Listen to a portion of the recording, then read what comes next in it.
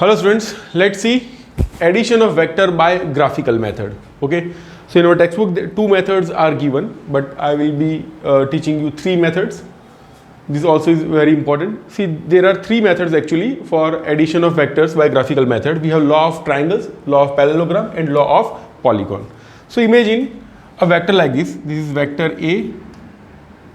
Let this be vector A. And let this be vector B. These two vectors are given in a plane. Now if you want to add these two vectors, then according to law of triangle, we have to draw vector A. We have to draw vector A exactly the same size of vector A, and also the direction of that vector we draw should be like vector A. So we have to draw vector A at first. From the head of vector A, draw vector B like this.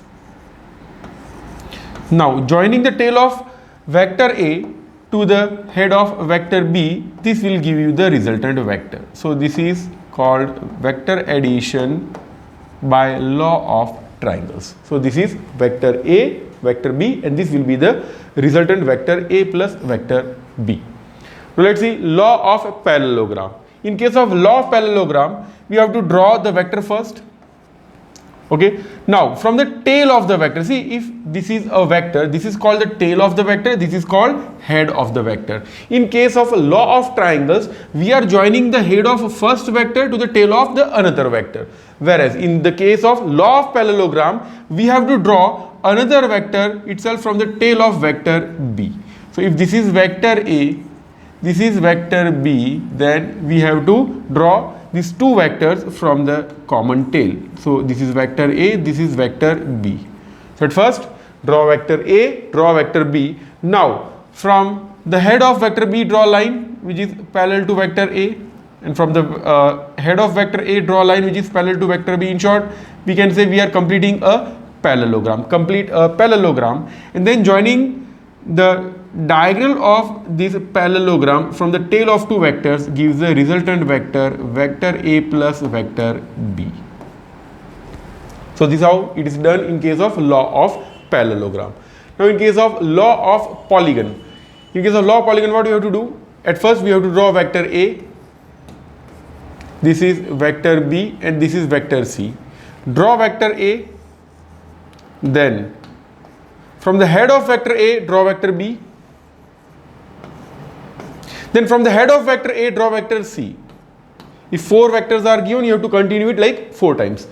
Now joining the tail of first vector to the head of last vector will give you the resultant vector. This will be vector A plus vector B plus vector C.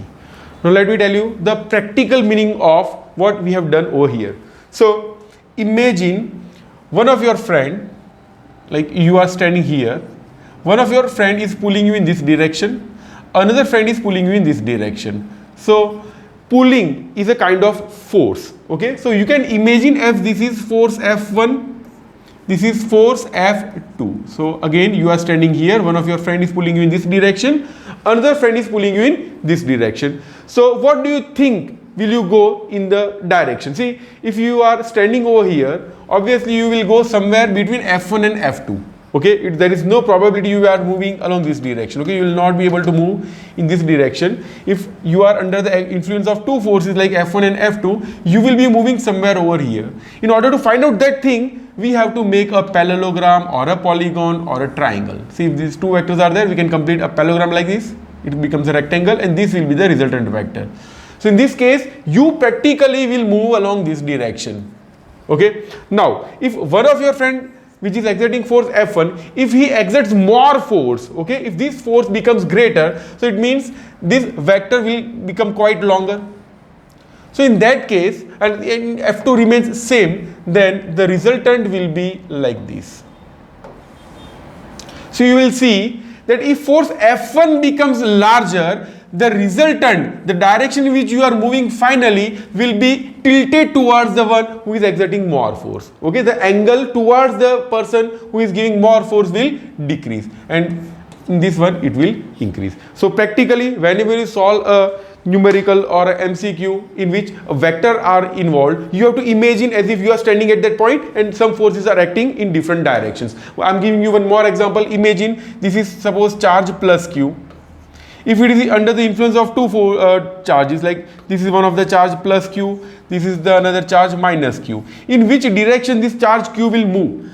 So if this is the question, then imagine this minus Q and plus Q, this plus Q will be attracted towards this one and this plus Q will be repelled towards plus Q. As a result, it will move in this direction and the resultant will be like this. Okay, so this is called law of parallelogram. Okay, and the addition we did is called vector addition by graphical method. Okay, thank you.